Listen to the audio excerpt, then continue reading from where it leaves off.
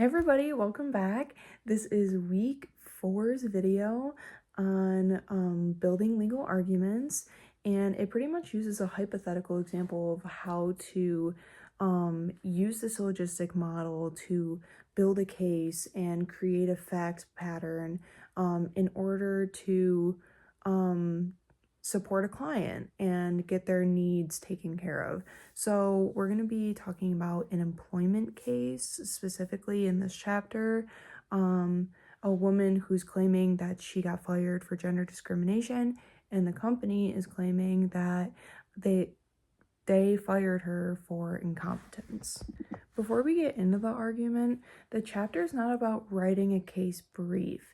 It's about figuring out what the argument actually is, why it works, and what evidence supports it, how the law, how the facts connect logically within the case. I know the book, and we've talked about in class how it's almost like a formula, like a math formula, like how everything works into like a framework and how we build off of that, creating an argument. The goal is to create an interlocking syllogism where the logical structures have facts, law, and conclusions to them, making them very strong. So, like I mentioned before, the scenario is that there's a woman who's suing her employer for gender discrimination. The case has been going on for 3 years.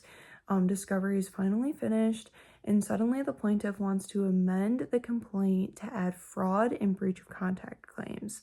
We represent the defendant, which is the company, who's claiming that the woman was incompetent. They weren't firing her because of gender discrimination. She just couldn't do her job. She was incompetent. Our job is to convince the court to deny the amendment. So Rule 15a says that the amendment should be freely given when justice so requires. The key legal standards focus on 2 big issues: undue delay. Was the motion filed too late without good reason, and undue prejudice? Would the amendment unfairly harm the opposing party? In late-stage litigation, courts often use practical 2-part analysis. Did the plaintiff give a valid excuse for delay?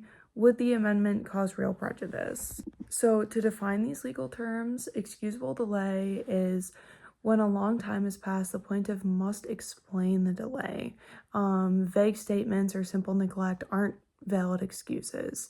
The second is prejudice. The courts find prejudice when amendments force major changes like reopening discovery, creating new evidentiary record, creating cost and time, and forcing defendants to defend entirely new claims. And in this case, we would be defending entirely new claims. So we need to show that there's no valid excuse and that us as the defendant, we would be suffering prejudice. So now we build our argument structure. Step 1, we have to find out what we're even arguing. So we oppose the motion. We don't want the amendment. Now we got to create presumptive positions. The motion should be denied. The plaintiff lacks a valid excuse. The amendment would prejudice the defendant, and new discovery would be required. So now we have to build the syllogism. That's step 3. Our major premise would be something along the lines of late amendments should be denied when there's no valid excuse and the opposing party would be prejudiced. Our minor premise would be here, the plaintiff waited years without real explanation, and the amendment would require reopening of discovery. And then the conclusion would be, therefore, the motion must be declined. The syllogism alone isn't very persuasive. It does need to be grounded. So the major premise would come from statutes and case law. There would need to be a little bit more of like researching in that type of case. The minor premise would have to come from specific facts. This could be expertise, further research. Because of key terms like excuse and prejudice, they are legal conclusions. We break them into sub-syllogisms. This would be that example of the syllogism and then breaking that off into other syllogisms, further explaining and grounding that evidence. We would need one proving that there's no valid excuse, and we would need one proving prejudice. This would create a chain of interlocking arguments that would support our final outcome of we do not want to proceed with the motion of the amendment in the case. So all in all, the key takeaways from this chapter, it's the argument construction of what happens before writing.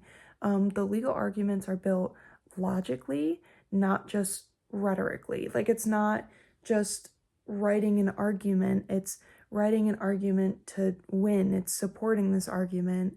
We need clear rules, we need structured reasoning, and we need carefully grounded facts.